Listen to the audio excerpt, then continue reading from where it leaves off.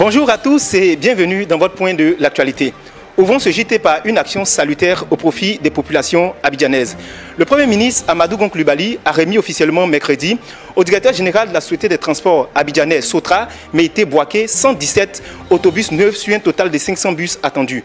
Selon le Premier ministre, il s'agit d'une réponse aux attentes pressantes des populations d'Abidjan. Ce matériel roulant remis à la Sotra s'inscrit dans la dynamique du gouvernement d'améliorer les conditions de vie des populations, a expliqué Amadou Gon Coulibaly. Autre bonne information à présent. Nous parlons de la signature d'un protocole d'investissement entre la Caisse nationale de prévoyance sociale CNPS et le groupe Eranov. Un geste qui va permettre la souscription de la CNPS à une augmentation de capital réservé. Vincent Le Guénou, président du conseil d'administration du groupe Eranov, a exprimé son satisfait en ces termes. L'arrivée d'un nouvel actionnaire ivoirien de référence comme la CNPS est une excellente nouvelle pour Eranov qui voit ses capacités de développement renforcées et une grande satisfaction pour Emerging Capital Partners.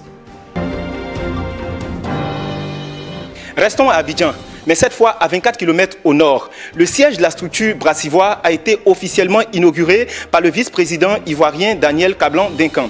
Il a indiqué que l'inauguration de cette usine réaffirme la volonté de la Côte d'Ivoire d'aller de l'avant, car en plus de la création d'emplois, 700 emplois directs et 40 000 emplois indirects, a-t-il relevé, l'ouverture de cette usine est une opportunité de développer la filière nationale de riz, précisément le riz paddy, utilisé dans la fabrication de la bière ivoire. Il a profité de l'occasion pour inviter les entreprises à investir massivement en Côte d'Ivoire.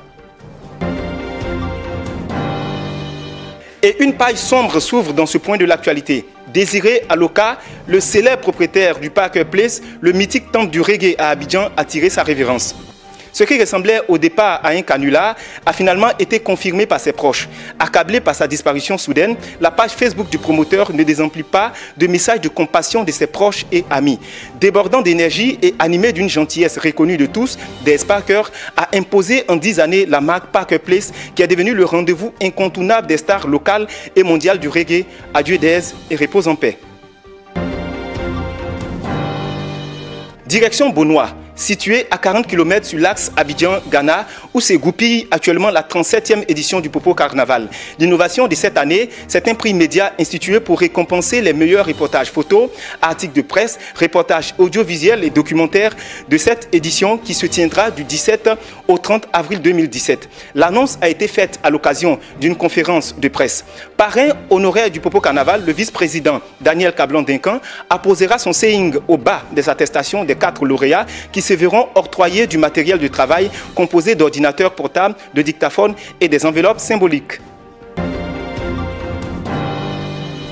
20 ans que la magie continue de s'opérer pour le groupe Magic System, qui a pris d'assaut le cœur des mélomanes du monde entier. Plusieurs dates sont prévues pour célébrer l'âge de la maturité d'un parcours exceptionnel.